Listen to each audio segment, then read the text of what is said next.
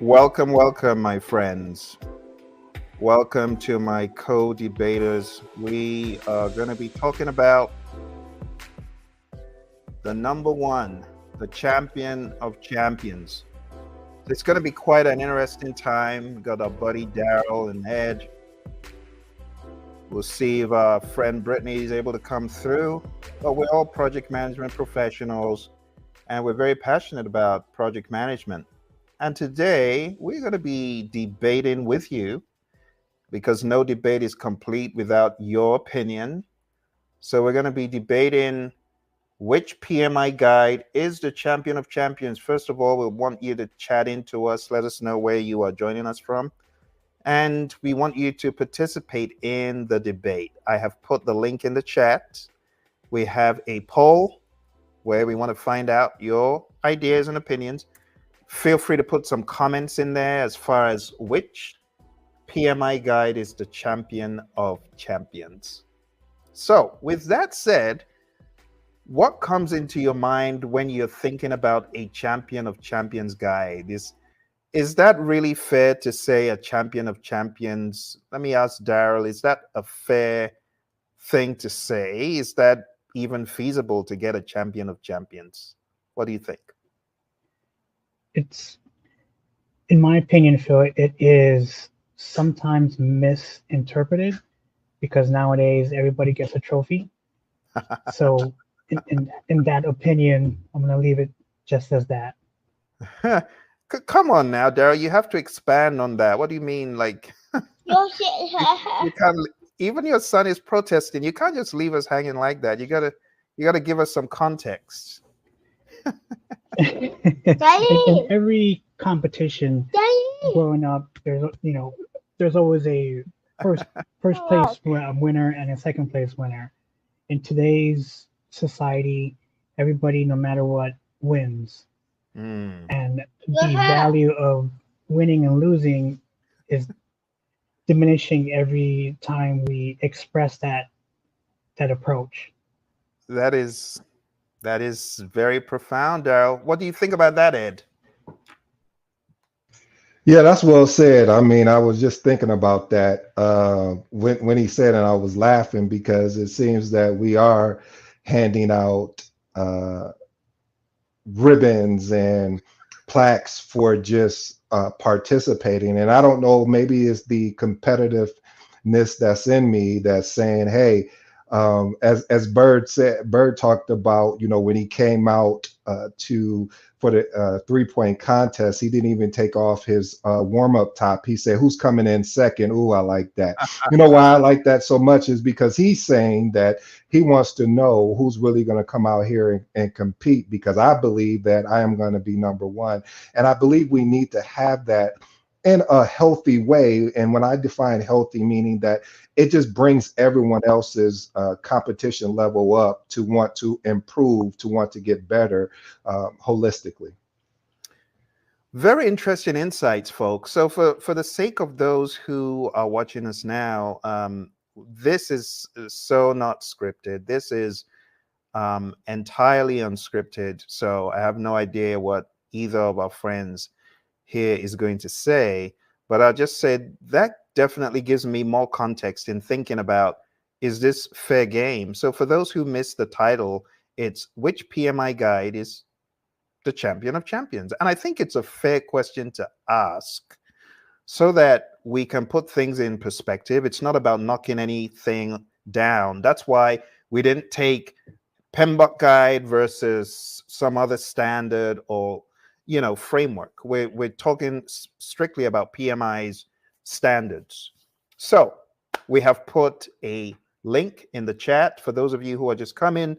If you can help us by voting on what you think is the champion of champions guide. Now, when we say champion of champions, it means different things. Are we talking about which one is the most revenue generating? Are we talking about which one have organizations found the most useful? Are we talking about which organizations have the most value from?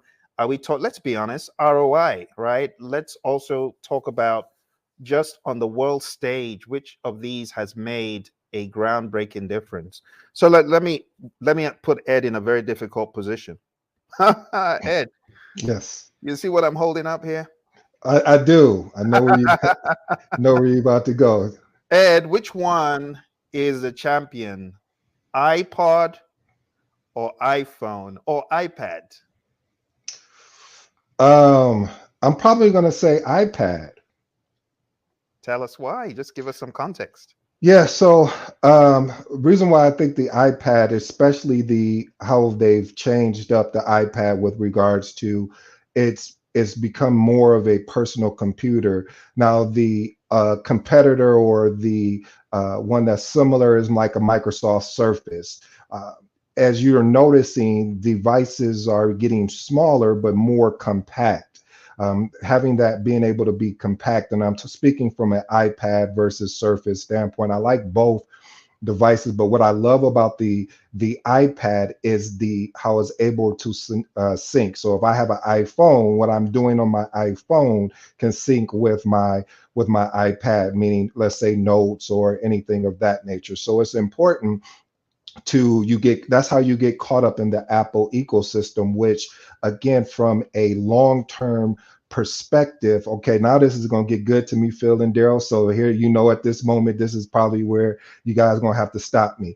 I was just listening to a video by Vusi. Vusi is a really prolific businessman and speaker, and he was talking about the difference between, watch this, a customer experience and customer service. And what he was saying, there's a distinction between the two. A customer experience is where it comes from the heart, where if I walk into a Praizion facility and I meet Phill at the door and he's handing me coffee or water or offering me that, or even anyone in his organization is offering me that, it creates an experience, because watch this, they don't say that's not my job. With a customer service aspect, it comes more of a, well, I got to do what is on the script, and if I can't handle it, I need to move it off somewhere else. So that's why that company Zappos, the reason why they were so successful is because they were able to combine both of those two together,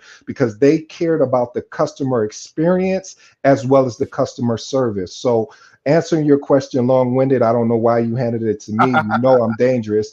Is the fact of it is that you have to create a customer experience as well as create a customer service. And I believe Apple does an extremely an exceptional job when it comes to that, if they're able to handle both of those pieces, everything from the packaging to the actual device itself. And you can't, even Steve Jobs he's told a story about his father when he was painting a fence, and they were going to paint the inside of the fence not as well as they painted the exterior of the fence. And his father was like, no, we need to paint the inside of the fence just as well as the exterior, because it's all about the experience and also maintaining. I'll leave it because I'm gonna get going, and I get excited on these things, Phill. I'm big on customer service, as big as well as the experience. So I'll turn it back to you. I love that, Ed. It's a great story, and it also underscores why when you open an Apple device, for those who have, you're amazed at how precise and well arranged it looks. So you bring up a great point. Steve Jobs, he would say design is not what it looks like or what it feels like. He'll talk about how it works. So the entire end-to-end experience is also inclusive. And I like the context you're bringing, because in order for a document from the PMI to become a champion of champions, that means we've done some of the things you're mentioning, the due diligence, the research, the customer service aspects, to find out what will really make this a win for the customer. And I believe in time past, when there was a lot of the voice of the customer involved in the creation of these standards, I believe that the proof of the pudding was in the eating. I mean, you've done your research, you've done your homework, you've had the voice of the customer, therefore you're going to get a great win. So that what you said actually has given me context regarding all of these standards, not just the ones on the screen, but also the other ones that have not been put on the screen yet. I know a lot of folks don't know that the PMI has a boatload of standards. In fact, we should probably put that in context, because the link in the chat for the survey is not just asking about the items on the screen. We want to understand beyond the items on the screen, like the entire PMI array of standards. Which one would you say is the champion of champions? Because I'm sure we're going to get some rather interesting responses. And that's why I want people to comment in the survey, not just choose the ones you might identify. So we've got the PMBOK guide, we've got the standard Phill, for management. Phill, to understand the reality of where society is at right now, in my opinion, the PMBOK guide, both 6th and 7th edition, is losing its value because it's only capable to be applied in non-AI environments, non-AI projects, portfolios, or even programs. And the value being reduced is not having PMI being innovative to help that younger PM. And it's absolutely about that younger PM, or that future PM who will take over a project and will be asked to implement AI, because it's all around us. So in my opinion, the percentage of the value is reducing every day that this type of project or guidance is not being innovative to the real events of AI and everything else. That's it. That's an interesting take, Darrell. Now we're actually going to come to one of them down here. What do you have to say about that, Darrell? What do you have to say about that? That's only touching the surface. There's more to what that title is trying to influence, but there's more to it. Interesting. Okay, so we have this one, and then we have another one from PMI, I think down towards the bottom. So there's the digital transformation playbook, and I think there's another AI one somewhere else, but that's an interesting perspective. So Darrell, if you were to take all that, Phill, does it answer the question, are you AI ready? To be quite honest, I think the question about AI has to be answered on a deeper level. Is AI going to be applied the same way in every single organization?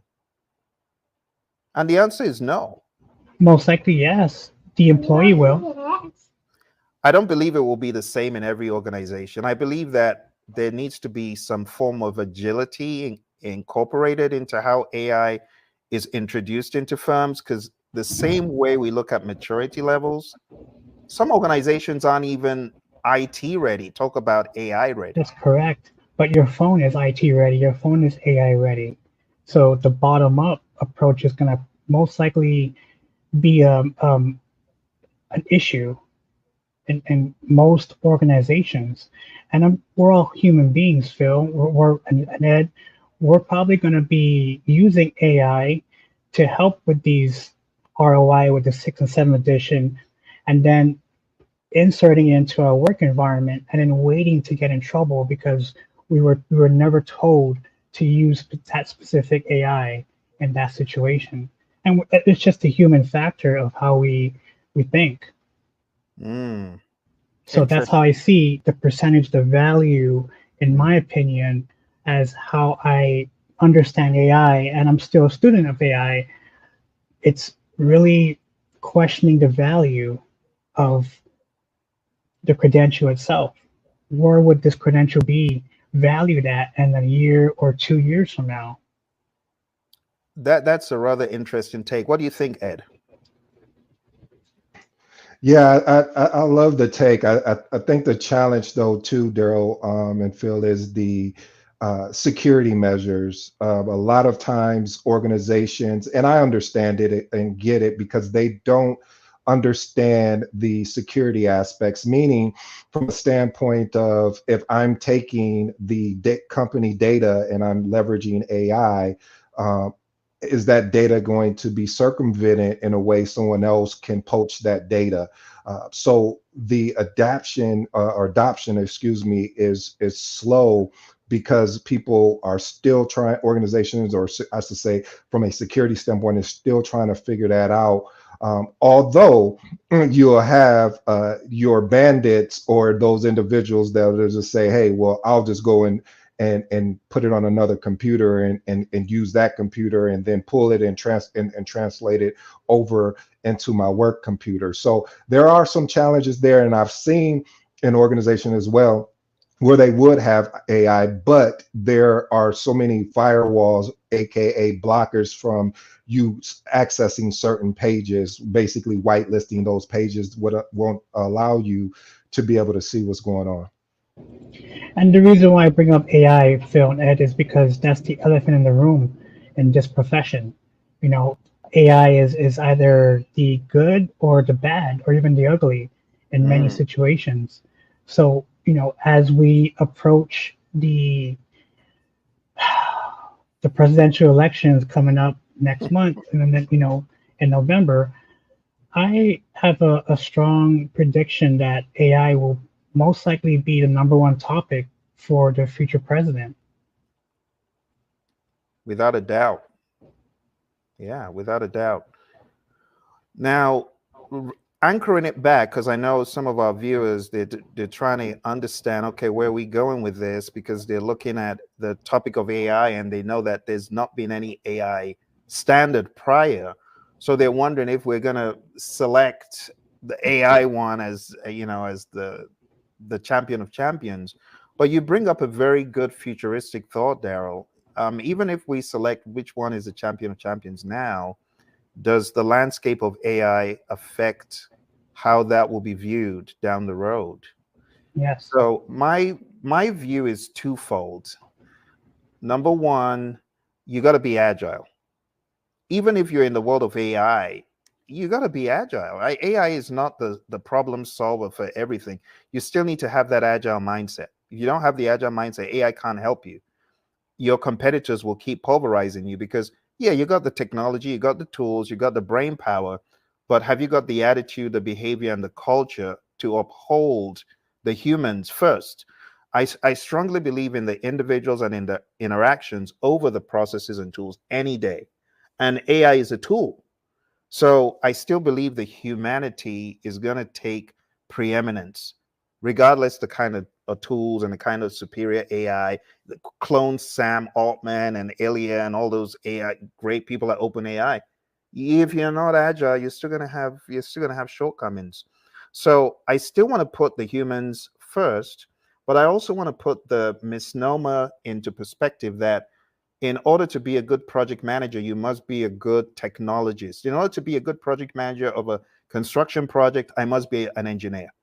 In order to be a good project manager of an IT hardware project, I must have IT hardware engineering. Or to be a good project manager of a software project, I must know how to write code. And we all know that that is not completely the truth. There are some projects we need to have superior understanding of the technology, but it's not every single one.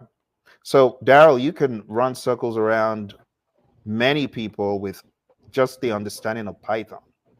But that is not necessarily anyone who can say, well, I can match Darrell in Python. It doesn't mean that they are good project managers. It doesn't mean they can manage schedules. It doesn't mean that they can apply agile thinking. So I think there's going to be a balance in the future regarding AI and still those traditional humanistic approaches and perspectives and ideas. But Darrell, do you think that the AI project manager of the future does need to know some degree of coding and development? No, Phill, and just going back to your statement of, you know, what you said earlier about project managers need to learn this and need to learn that. There is a potential of having AI enhance that project manager in many ways, using the tools that they have in front of them, starting with your phone, starting with your laptop. You know, so that AI is I know we're killing it so much using that word right now, but at what point are we gonna take a step back as project managers and understand what that title of this webinar is? Which PMI guide is a champion of champions? Now that's relevant now, but in the next couple months, it probably won't be relevant. It will most likely be comparing it with AI agents, AI in general. You know, if AI can do this, AI can do that. And right now, AI is being compared to the PhD student. So it was being compared to a regular, you know, human being. But at this point in September of this year, they're comparing it to the PhD level. That's really interesting. So let's go for the kill finally. Which one, Darrell, do you want to put the crown on? Now, don't give me the diplomatic Darrell, because we got the diplomatic Darrell who stays away from trouble. I don't want that Darrell today. I want the real Darrell to stand up. Tell us, Darrell, out of all of those standards, is there one, or do you want to like kind of give us some more expansive thought on why not whichever one you might have initially thought of before AI? I can give you two answers. One, as a non-AI project manager, in my opinion, the 6th edition is more of a champion because it's more complex and it's more detail oriented, you know, especially on how to maneuver your way around each process. And of course, it's a very complex guide to really memorize. We all, you know, have that bad habit of memorizing things. And I'm guilty of that too. But with the 7th edition, it just loses the value of that motivation to become a PMP, you know, and strive in that profession, in my opinion. So the 6th edition, as a non-AI project manager, the 6th edition. As an AI project manager, none of the above. I would provide a case study on AI with these two guides and show the ROI. Very interesting. So let's bring in a non-human to weigh in. I think the non-human wants to argue with you a little bit, Darrell. Or I don't know whether to call it argue or what. Let's get it to speak. So we have ChatGPT, and ChatGPT is trying to pose an argument here. Can you guess which one ChatGPT chose as the champion of champions? The 7th edition. Why do you think that? Because it's much more friendlier to understand, and it's in the area of the innovation of project management. That is interesting you would say that. Maybe what we should do is bring in the ChatGPT perspective before we go to Ed, just to put some disruption in the flow of things. So let's go to what ChatGPT is thinking. ChatGPT, PMI Showdown Debate. So it says, the champion of champions is PMBOK 7. The PMBOK Guide 7th edition takes the crown for its modern, flexible approach that aligns with the evolving landscape of project management by focusing on principles and outcomes rather than rigid processes. It caters to diverse industries and allows project managers to adapt to both predictive and adaptive environments.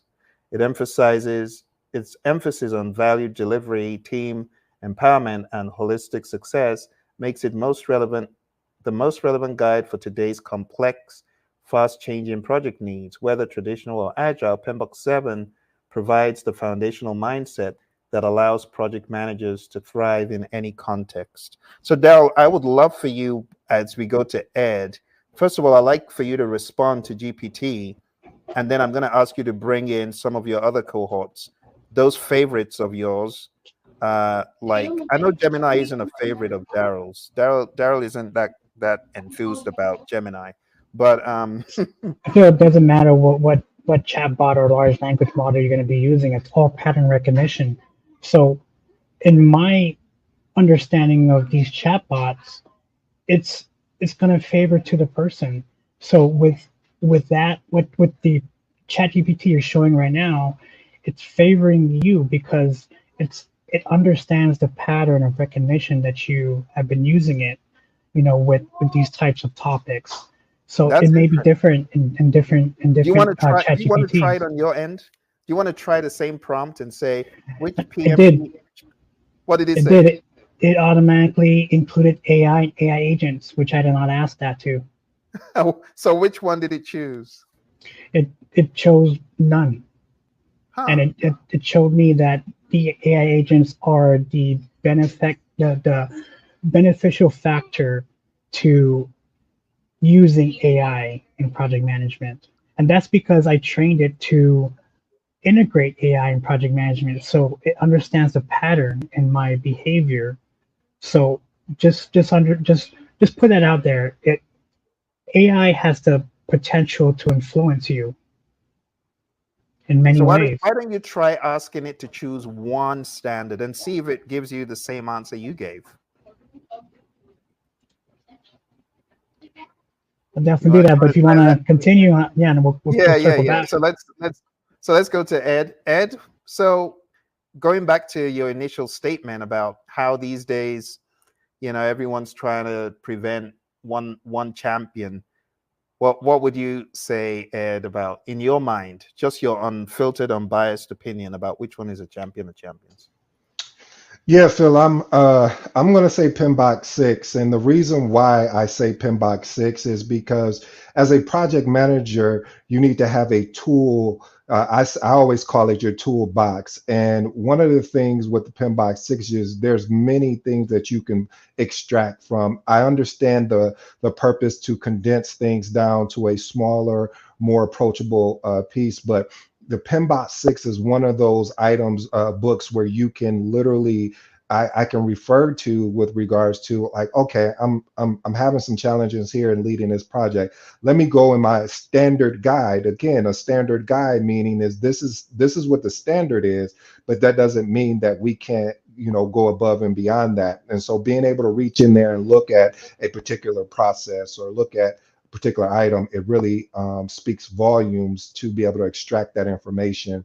And it's truly valuable to me. I refer back to the PMBOK 6 more than I do the 7, again, because of how robust it is. And I actually put in that prompt that you just mentioned in ChatGPT myself, and it really broke down the same way that you did. It didn't say 7 was the champion. It was just saying, again, 7 was more value driven, where 6 is more traditional type of project management. So that's my take on it. But the question is, though, Phil, what is the percentage of organizations that lead more of a predictive, aka waterfall approach, versus having an agile mindset, and not just using agile mindset as a buzzword, but actually being pragmatic with the approach to leading particular projects? Thank you, gentlemen. Thank you, Ed, for sharing that. Very, very interesting take as well. If you could query to find out what percentage of organizations use a more agile, I really don't know what the statistics are. You know what I believe? I believe that many organizations are more hybrid than they would imagine. So it could be a potpourri of both. But again, Darrell, I put this same thing into another chat tool, another AI tool, and it said, speaking of Gemini again, Gemini is trying to argue the latest edition of PMBOK Guide is a 7th edition. It was released in August 2021. It said, note, while the 6th edition is no longer actively supported by PMI, it is still a valuable resource for many. So it still is trying to evade, still trying to evade the answer, but it's saying 7th edition is the top and the most current edition. It incorporates the latest industry trend. So it's given the same narrative. And you're right, it's probably pulling from somewhere, Darrell. So yes, again, that's why you have a perspective on both ends, and you compared it, in your recent YouTube videos. So it's probably at this point trying to analyze that question based upon your published videos and content, and even articles and books, and it's not confused, but it's just learning Mm-hmm. at this point. Absolutely. Our sister Deidre just jumped in and said, this discussion is intriguing and informative. Thank you all for bringing this conversation up for discussion. Thank you, Deidre. Always a pleasure. And thank you for the comment. I, at this point, would like to ask you, Darrell, to share whatever else your chatbots, your minions. I know you got many of them. He's got a whole host of these AI minions that he can send in different directions. Let's keep that just between us, since that can be thrown out of Oh context. dear, it could be. It Um, could be. yes, absolutely. So my ChatGPT I'm using 4.0. It decided to use or choose set the seventh edition because it's opens up the dialogue of future product management in AI. And I just Interesting. asked it a simple question: if you were to choose between the two, who would be the champion of champions? And that Mm. was the exact question I said, but it based upon my pattern recognition of asking questions, it brought up AI. That's quite interesting. Quite interesting. As far as my perspective to all of this, I didn't want to make a decision without considering all the other pieces that PMI has come out with. And I wanted other people to weigh in on the discussion because, to be quite honest, one could think one knows the answer, and the answer might be different for other people. So I want people to go vote at the link. Um, I think it would be nice to revisit this topic after people have voted. So I'm seeing 60% say PMBOK Guide 7 and 40% say PMBOK 6 or earlier. So right now, it's leaning in the direction of PMBOK 7. But I would also like those who think it's something else to comment. Um, as far as my perception of the landscape and the market, let me just be perfectly honest, because I do this, as you guys know, I'm preaching to the choir here, for a living. So I go around helping companies, training companies, and I must say, what they are most interested in is how can you elevate how we're doing things today? And for them, a lot of times they have values and principles. I went to this organization, spot on values and principles, right there in line with what's in the Agile Manifesto. In fact, I could probably teach an entire Agile session with their values and principles.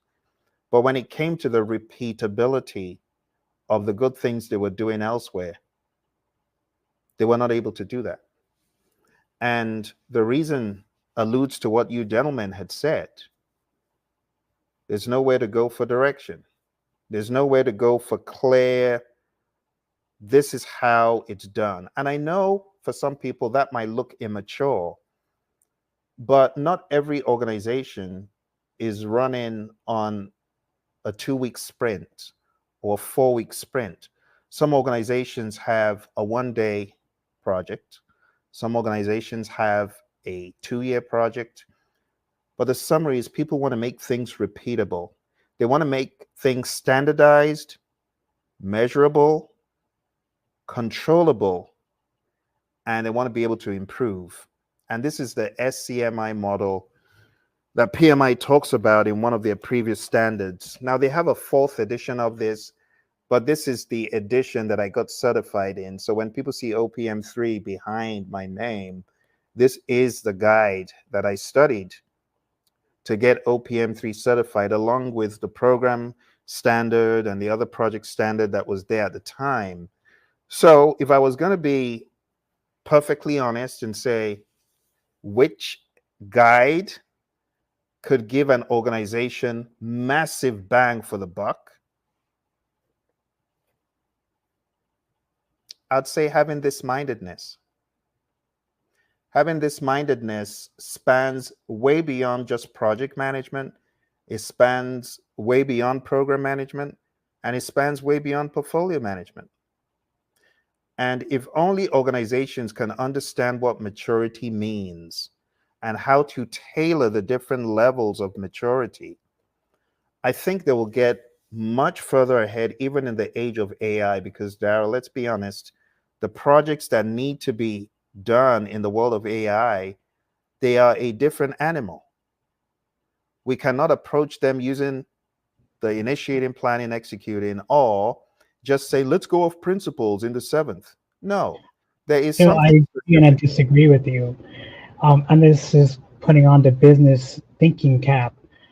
As a business, and I'm only gossiping and speculating, but as a business owner or even an organization, I feel that organizations will most likely adopt AI when they get the warm and fuzzy from Google, Amazon, and Microsoft.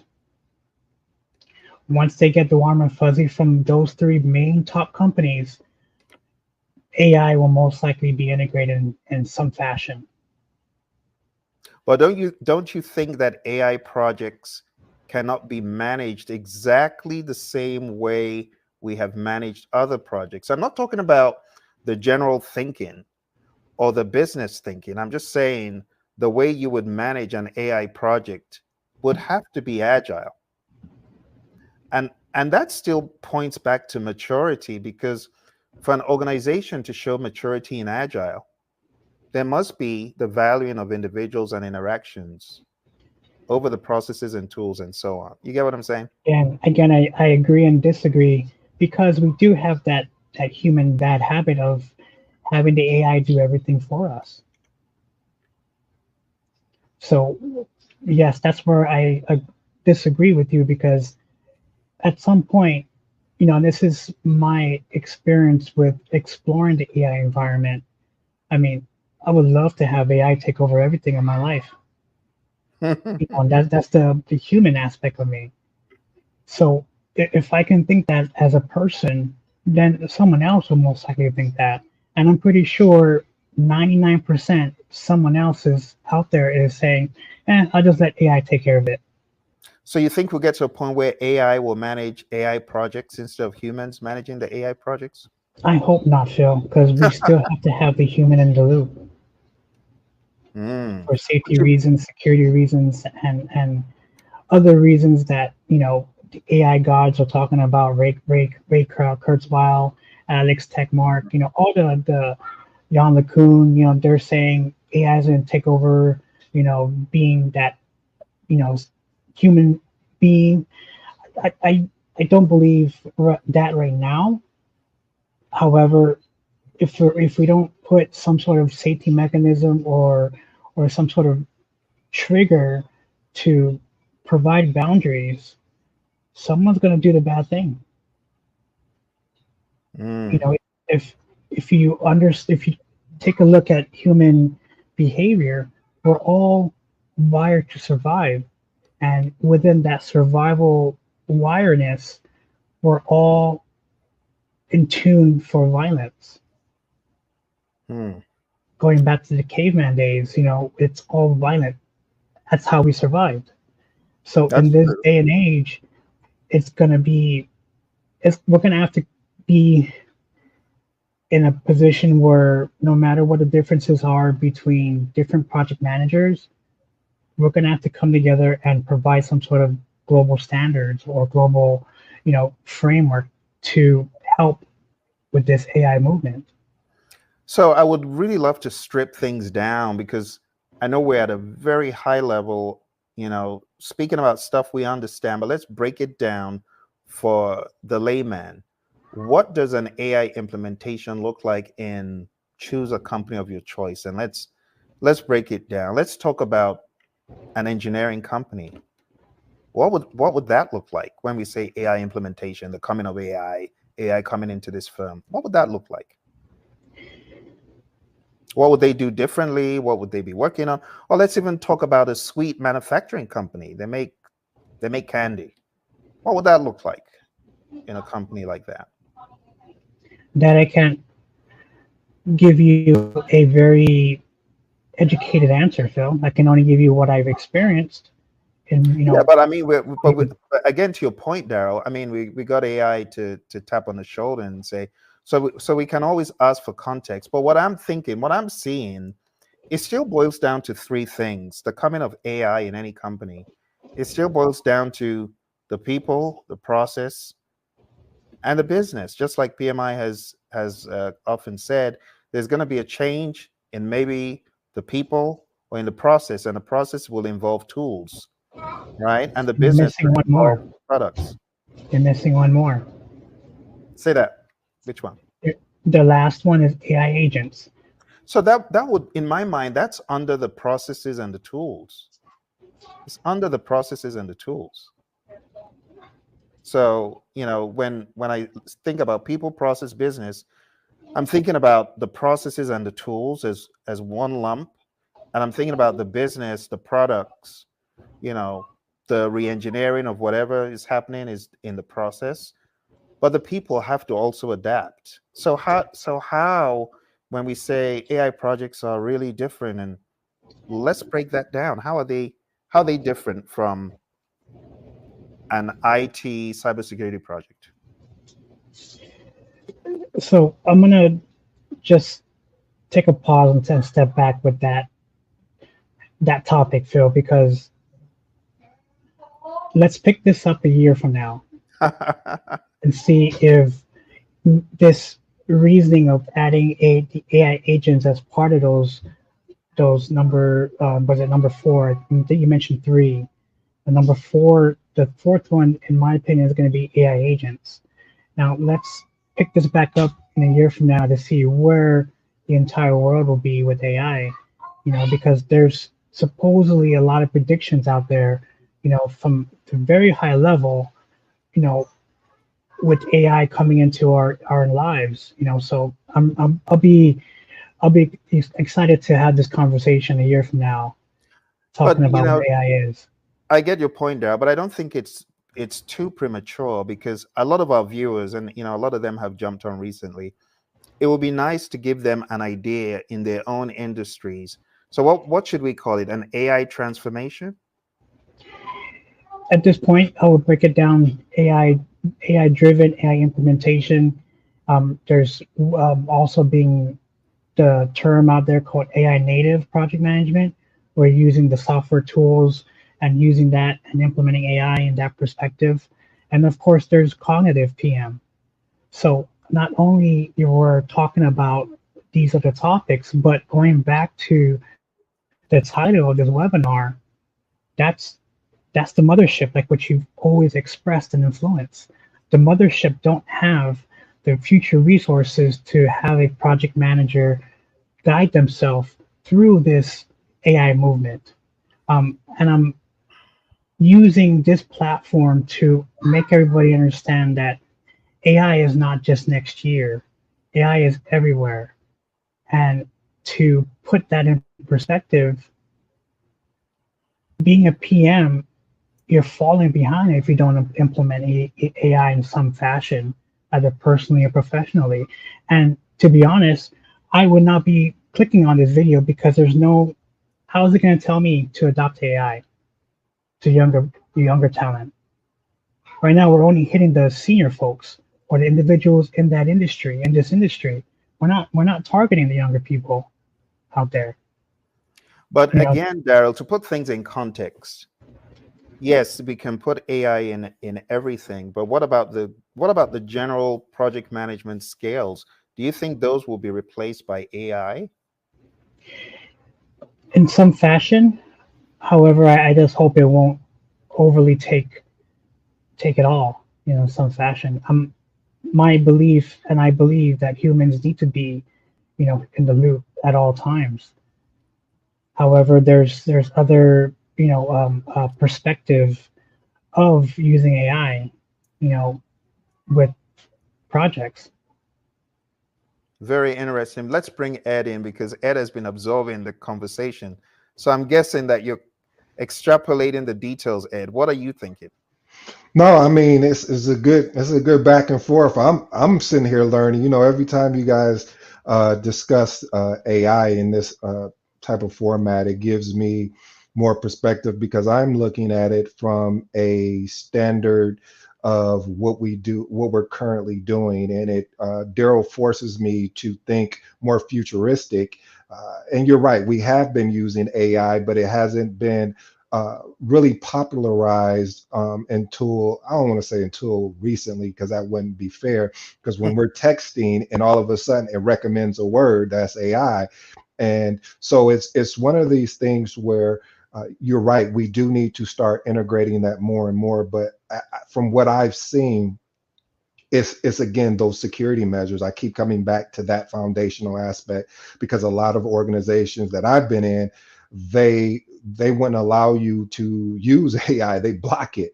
And now there's certain pieces that is already automated from an AI standpoint. But for me, just to go in and pull up my Chat GPT or Claude or you name the language, the learning language model or whatever, however you say that, Darrell, you'll back me up on that. If I couldn't go in there and do that. But we do need to start preparing ourselves. And this is why we have you as our teacher when it comes to AI, to get prepared and prepped so we're not left behind when, if this thing does take off, next week, next month, next year. So we're more aligned about what is actually about to happen. Because you're right, it is going to take over, but how much is it going to take over? Because I still believe in anything, you still need a people aspect. If you're driving an autonomous car, you still need to keep your hands on the steering wheel to a certain degree. If you don't, then you will get, a warning, and then eventually they may, because of the accidents they've seen. Now, watch how this makes sense too. I'm saying that, but I contradict myself. There's a program that's going on in Arizona, as well as I do, and you may be able to speak to this. Arizona, I think San Francisco, where they have cars that are like the Uber version that are picking up, and they looked at the stats, and they have had less accidents or incidents than a person behind the wheel, and that is very scary for one, because of the fact of you're like, okay, would I rather drive myself, or would I rather get in a car that I know there's a higher percent of chance that I'm not going to get in an accident, and you can't avoid the people that's out there, but just in general. So it is scary, Darrell, but at the same time, scary to me means excitement, just like, when about opportunity and in a threat. I mean, threat means opportunity. Again, it's the glasses that you wear of how you look at it. Darrell, comment? The understanding of how AI will impact us all professionally and personally, to that project manager, is going to come down to that question: how am I getting myself ready for an interview when this company is AI, trying to use AI and so forth? So I feel that the job industry will most likely get tougher because of that reason. And if we're not influencing or even sharing ideas of AI in project management, because we're just waiting for, the powers that be to say it's okay to use it, we're just falling behind as project managers. And that's where the value to me is being diminished. Because at some point you're going to say, I need another job. Let's look for another job. Oh man, this company is going to be asking me about AI stuff. I don't know about AI. Okay, let me look at the PMBOK guide. There's nothing in AI. There's nothing about AI right now. So that makes you much less valuable in some ways at this point. So, Darrell, from what I'm hearing you say, we need to be thinking hyperly about AI in project management and its application. That's kind of what I'm getting. Like, we might be missing the boat if we're not putting more focus. And I know PMI is doing their best. They got the generative AI course. They got a bunch of other courses. They came out with the announcement they've gotten an AI, seems like more like an AI research firm that also has the CPMAI. So is that right, Darrell? Am I saying it the right way? Yes. So based on your little research about that whole development, can you give us a breakdown on whatever you've read so far? Because I know you've read more about it than I have. So, so I've read and I've also ingested in ChatGPT's, Google, and some other AI environments. It's reaching out to the cognitive side of project management. And Ed, this is where your understanding of being a magnetic project manager will shine, because at that level of the cognitive side of project management, everything we just discussed is going to point down to the cognitive side of that PM. So yes, I encourage everybody out there to start including AI in topics like this, because one, with this title, and I'm not bashing you, Phill, I'm expressing the concern of AI in project management. We're still putting AI under the table, and we're putting it into our minds like, okay, we'll just talk about that later. You know, right now it's just, you know, 6th edition and 7th edition. However, AI is all around us now, whether we like it or not. So how would this webinar help me to be innovative, even at the basics? Mm-hmm. You know, using 6th edition and 7th edition, how is this going to help me as a project manager, or even studying for the PM, the PMP? So you bring up another good question, Darrell. So it's not necessarily how will we implement AI in our companies, engineering, healthcare, gaming, whatever. It's how can I leverage AI as a project manager? And that's a very good question, because a lot of people don't even know where to start. Correct.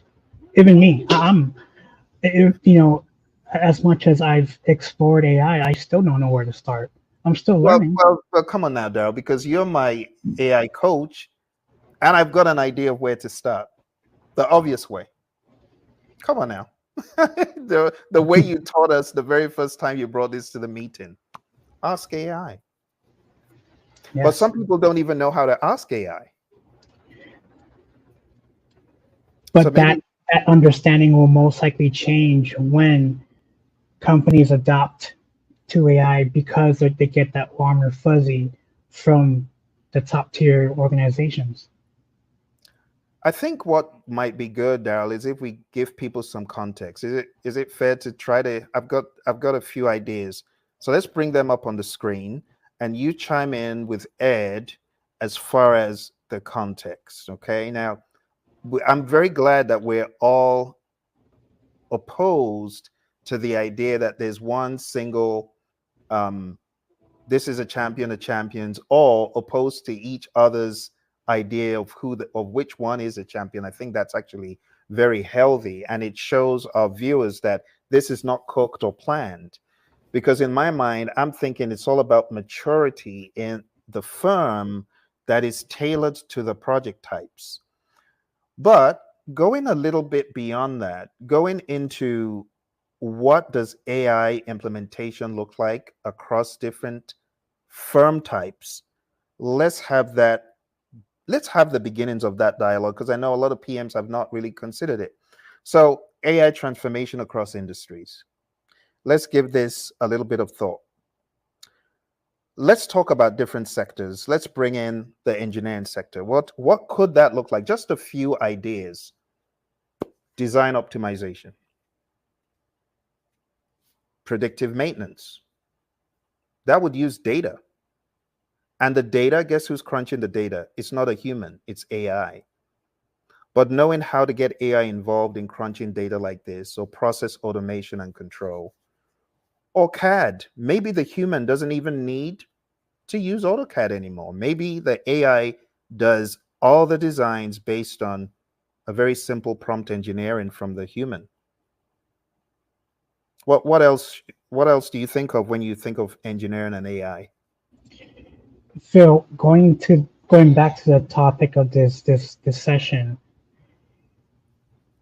between the two, what would benefit the most in this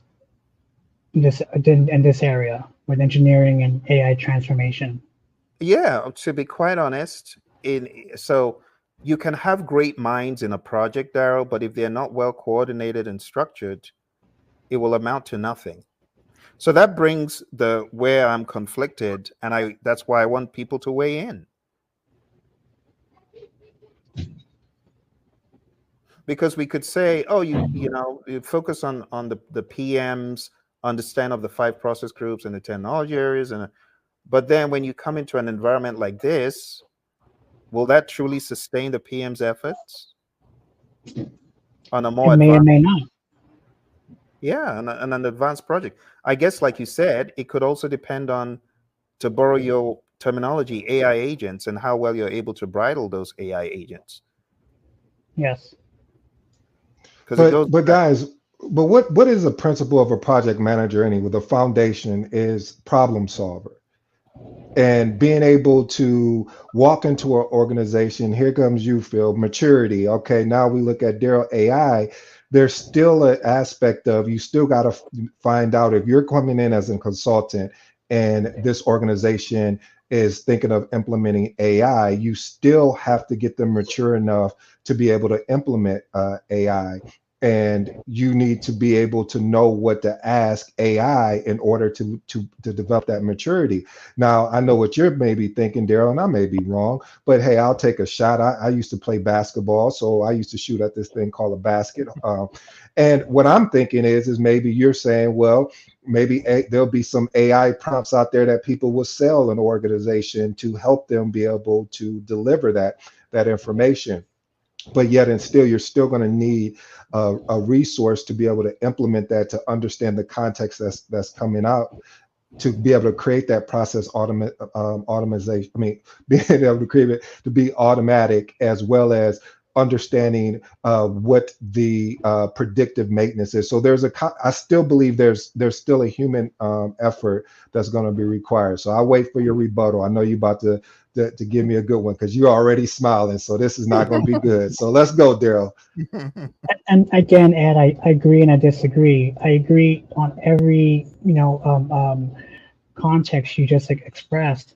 I disagree on humans being the problem solvers, because at this point, AI is also a problem solver in many aspects. No matter how you look at it, it can provide so much different. It can't do physical things right now, but it can do digital things. It can solve problems digitally. So that's where I disagree with you. Not only as we humans are problem solvers or project managers, but AI is also a problem solver.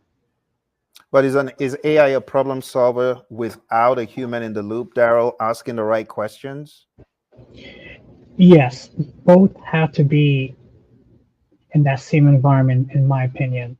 You need one or the other. It's like the misconception of EVM and earned schedule.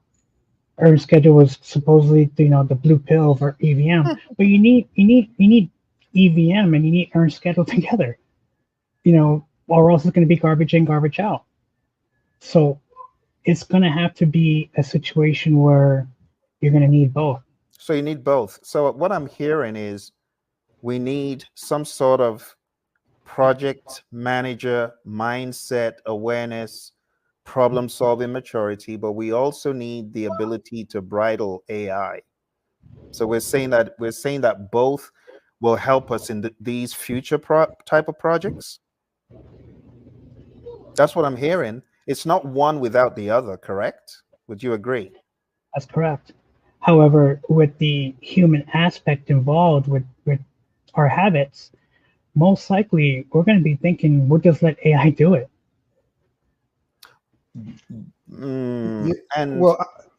Yeah, but Phill, I want to come back to Darrell on this challenge about the problem solver piece for a human, because what I believe is that if AI gives me a solution, if I don't know my audience, that solution may not work well. Like, it may be an approach where I'm very direct and directive, but if it doesn't know the emotional aspect of my audience, I mean, am I going to be able to type in, hey, this particular project team member or stakeholder, they have these emotions, and with these emotions, this is how, but again, it goes back to the input, because I would have to understand how to articulate that into the system, which will be able to have a better conversation Yeah, to solve you're a problem. correct, Ed. You're correct. However, with AI advancing so fast, it's not only text-based, it's a voice-to-voice.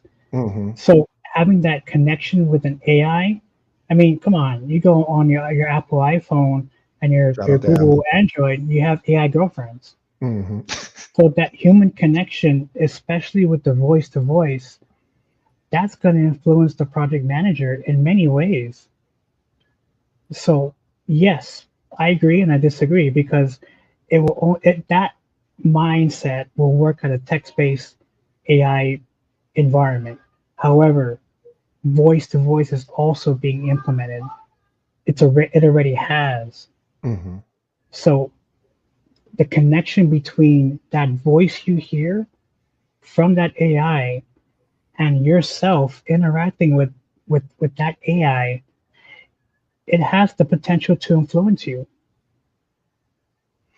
Well, I see where you're going with that, Darrell, but and again, I'm gonna borrow some from you. I agree and I disagree. You're right. I agree with you. It has the chance to influence you, but I disagree because a lot of times when we buy things, we don't buy them off of logic. We buy them off emotions. And when you are in project management, how do you get people that watch this don't report into you, but you have to be persuasive enough to get their to earn their respect and maintain and keep their respect? And it's being persuasive in a way which still keeps the integrity together of what you're asking them. So again, I agree with you, but I disagree with because you have to be persuasive. I've never bought anything, and I hate to say this, logically. Yeah, I've done the research and went and done and said, yeah, I looked at all these things, but then emotionally, I was like, you know what, I deserve this.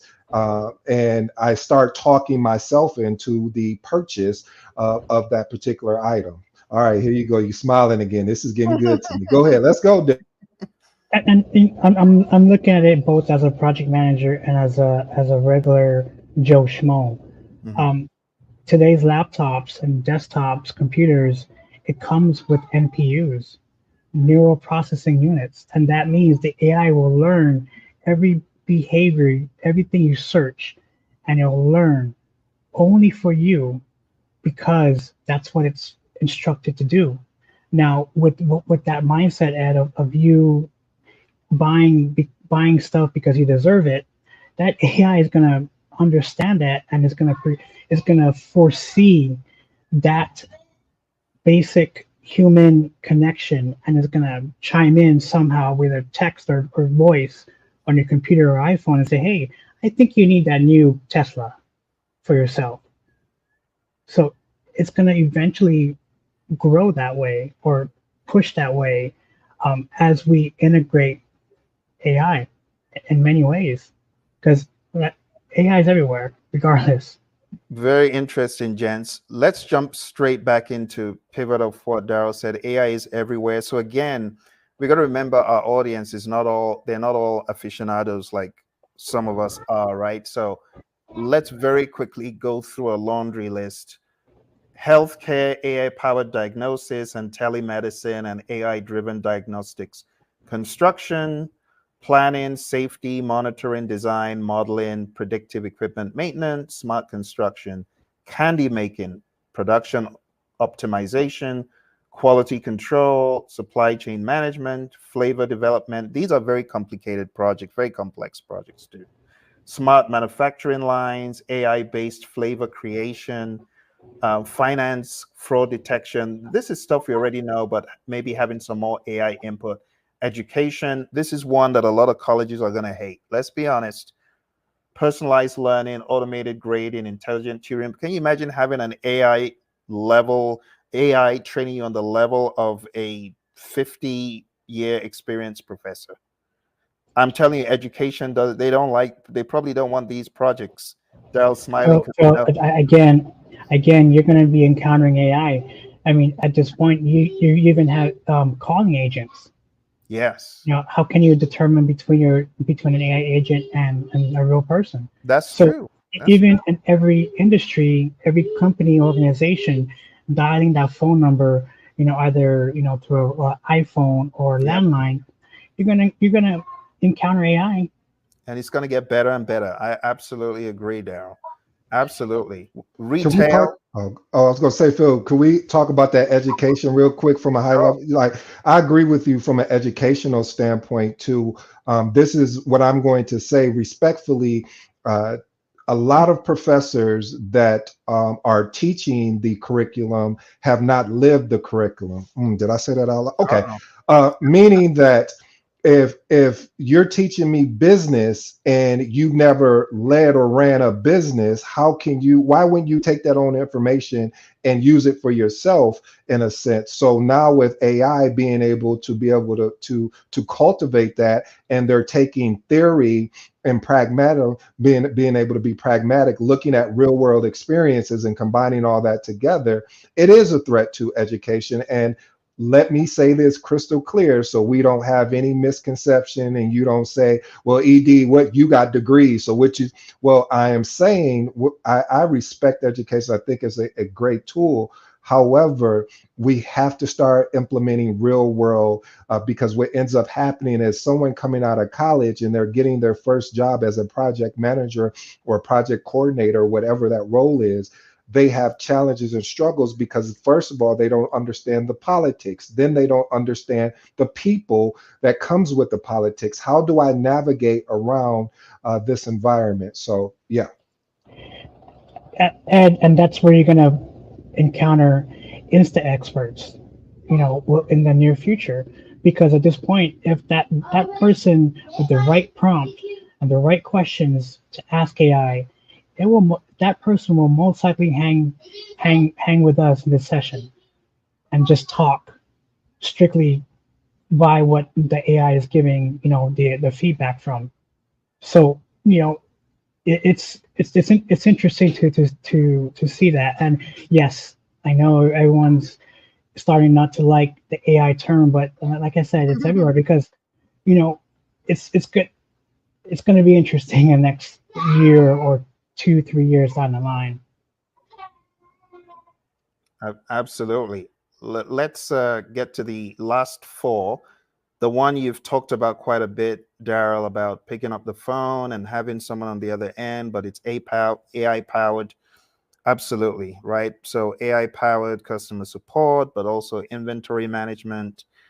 All these things many of them already in place, working today. Agriculture, precision farming, crop monitoring, robotic harvesting, hospitality, guest personalization.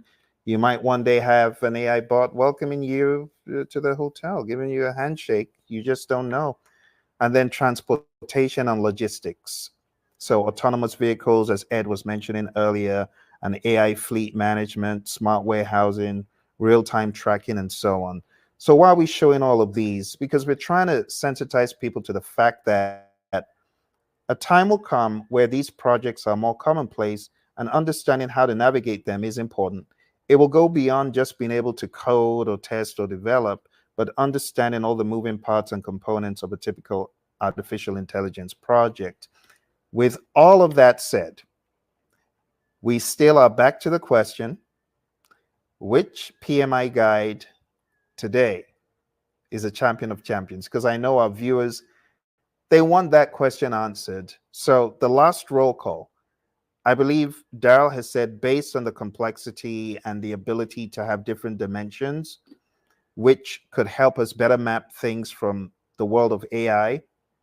Your answer, Darrell, your final answer? It's the 6th edition.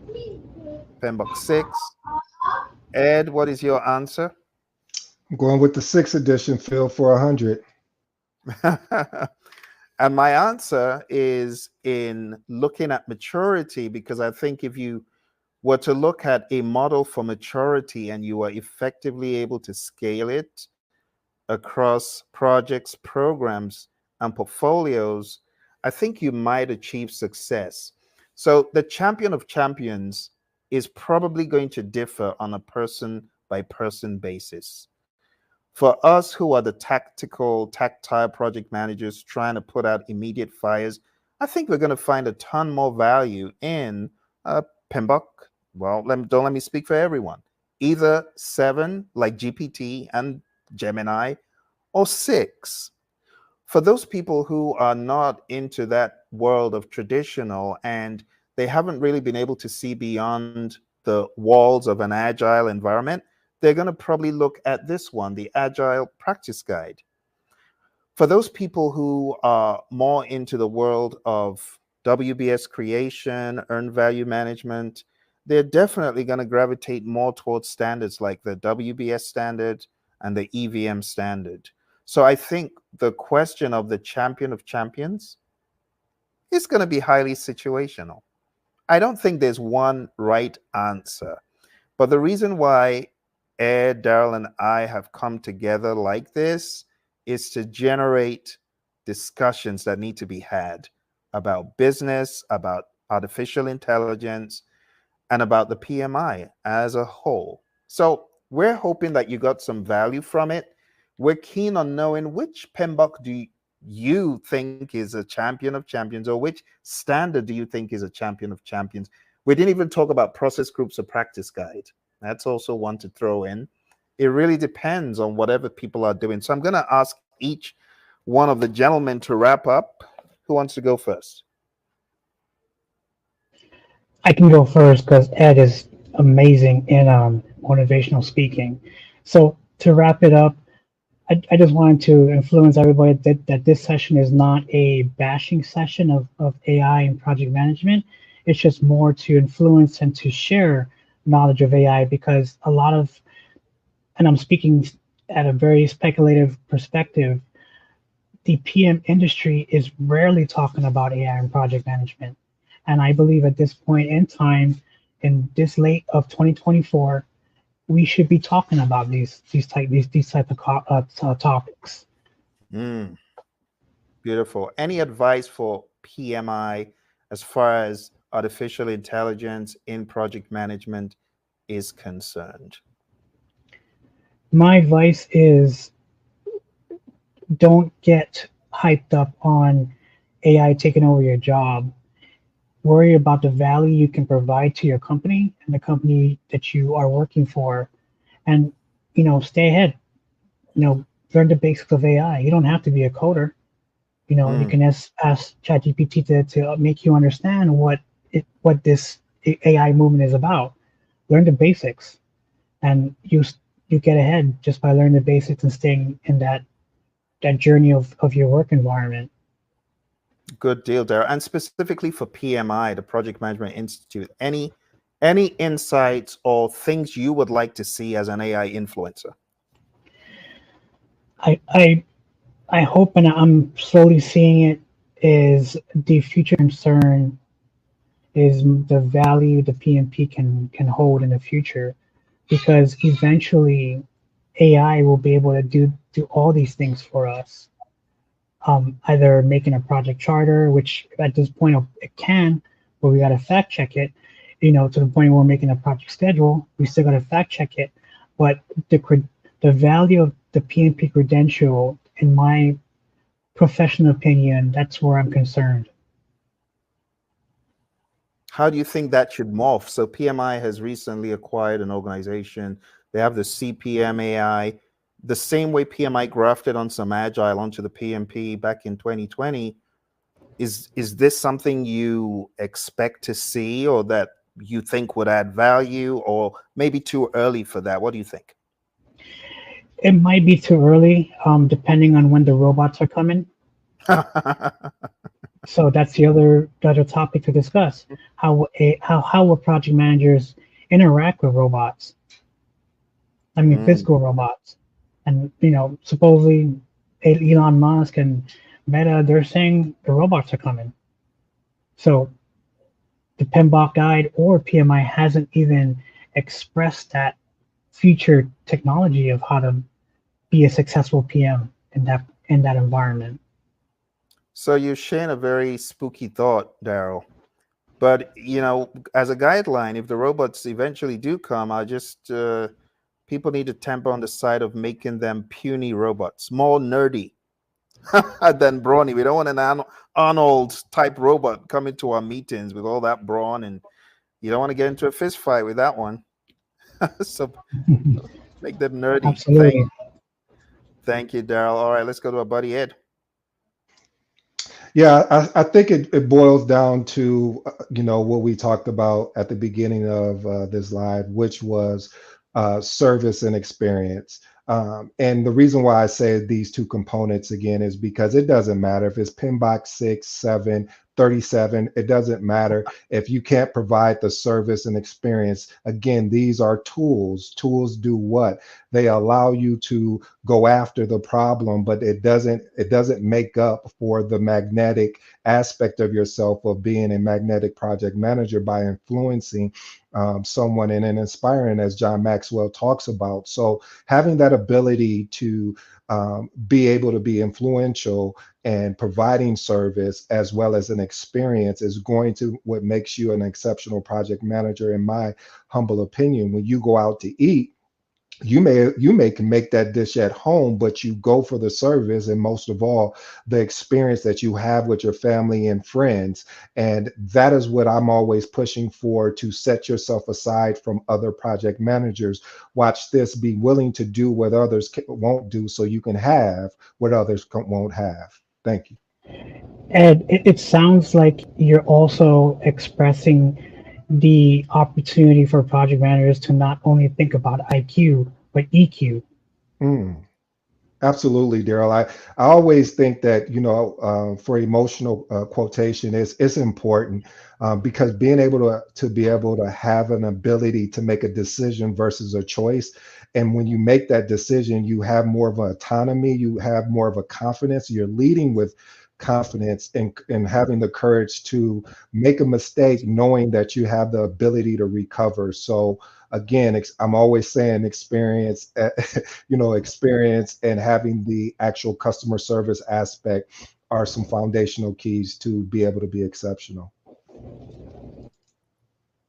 Great stuff, gentlemen. I really appreciate the diverse viewpoints.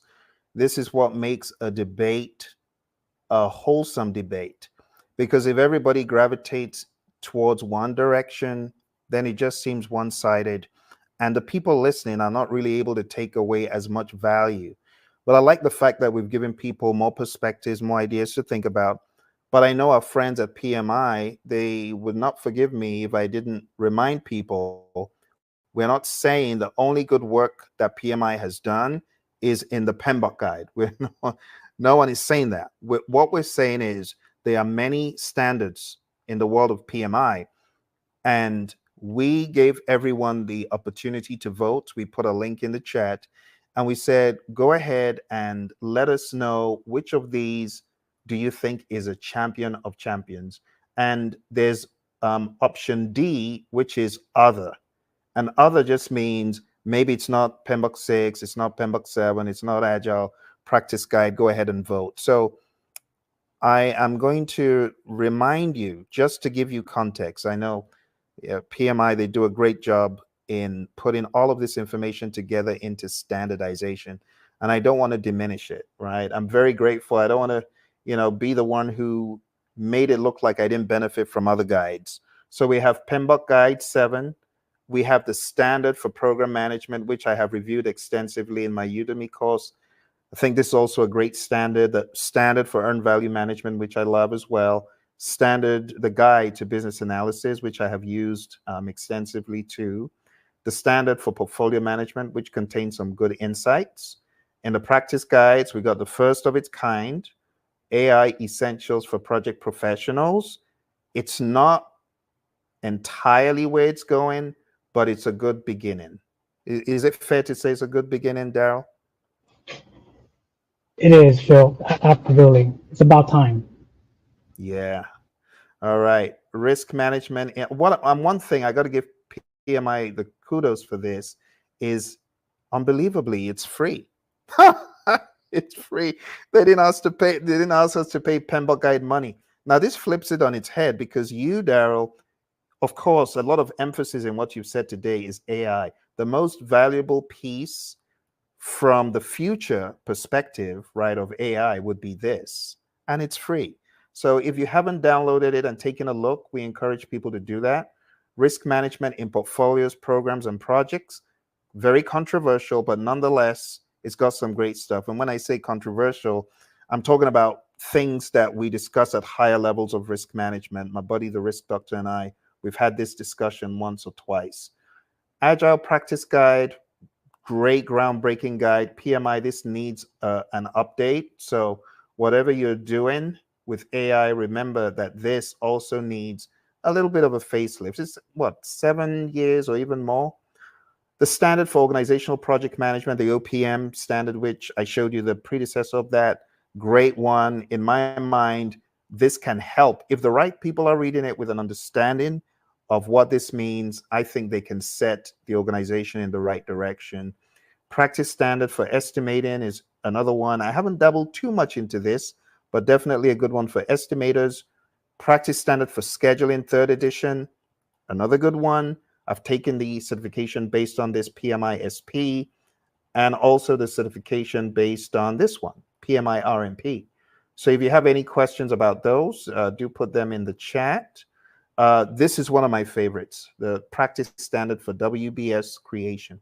So in my mind, if I was embarking on an AI venture, I'm going to be thinking WBS level for sure. So for those of you who are on projects like are groundbreaking and unknown, you could benefit from not only Agile, but also from the world of WBS creation. This is the previous standard for risk, which is still out there, business analysis for practitioners, 2nd edition. I have not doubled very much into this, but the previous edition was cool. Process groups of practice guide. This is pretty much a PMBOK 6 clone. Let's just call it what it is. This is a PMBOK 6 clone. And then benefits realization management. Yeah, this is also a very good one for understanding the difference between benefits versus deliverable versus what do we call it? Value versus benefits has always been a big topic in the world of PMI. Requirements management, a practice guide, great one that everybody should be aware of because requirements are everywhere. Governance for portfolios, programs, and projects, a practice guide. Navigating complexity, speaking about what Darrell was mentioning today, it could also be a good one because AI projects are complex. Managing change in organizations, one of my favorites. I actually have an entire curriculum on that. Project configuration management, definitely insightful. The digital transformation playbook, I have not read this one. Choose your wow, not read that one. Introduction to discipline agile delivery, 2nd edition. Another one I have not read. So the 3 at the bottom, I'm not very familiar with. Everything else I am. So PMI has done some really great work, but which of these would you say is the champion of champions? That was really the question. And I didn't expect to get a uniform answer from everyone who jumped on the call, but we want to encourage you to go vote. And if it's something other than the PMBOK or the Agile Guide, we want you to also share with us why you think whatever you're choosing is the champion of champions. And honestly, won't you agree, gentlemen, that's a very subjective title, champion of champions? Very subjective. What do you think, Darrell? Very, very subjective. However, thinking on a general mindset, the champion of champions is more likely AI.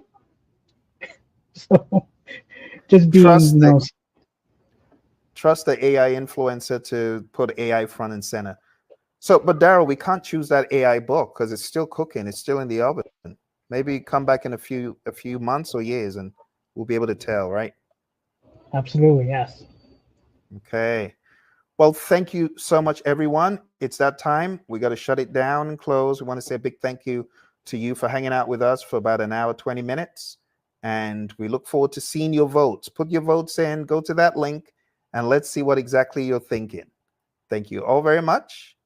All the very best in your journey, whether it's the journey of AI, the journey of project management. We're here for you. We've got 3 channels. We got the Conscious Agility channel from Ed. We got the Influence IPM channel from Darrell. These are all on YouTube, and we got Restless Minds from Darrell as well. Gentlemen, please put your handles in the chat because I know some folks may want to be connected to hear more from you. So if you can put those handles in the chat, people will be able to find your channels. And then I'm going to beam them on the screen here momentarily. So look for Ed at this handle. on YouTube. Thank you very much. And Darrell has got a couple. Like I said, Influence IPM is one, and Restless Minds. We'll just wait to get those handles, and I'll display them on the screen. And then the Praizion channel, just Praizion. You can find that on YouTube. So let's see.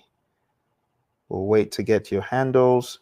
And for those of you project managers who might be wondering, I need further guidance, I need to get better in my world of project management, do you have any vehicles that can help me? There's several vehicles that can help you. First of all, I recommend that you check out the Project Leadership channel. The Project Leadership Institute channel on YouTube is one. So if you just do @Project Leadership Institute, you can find that. And we also have Project Leadership Institute podcast, everywhere there are podcasts. And we also have the PM Anonymous channel. All right, we have one of our friends said, shout out to you all, salute to ED, your videos help me pass my, wow, fantastic. Congrats, Christian, on passing the CAPM exam. Awesome, awesome feedback. Lovely. Thank you, Christian. All right, make sure you hit Ed's channel with that comment if you haven't already. All right, and Darrell, is it @Influence IPM? Is that the handle on YouTube?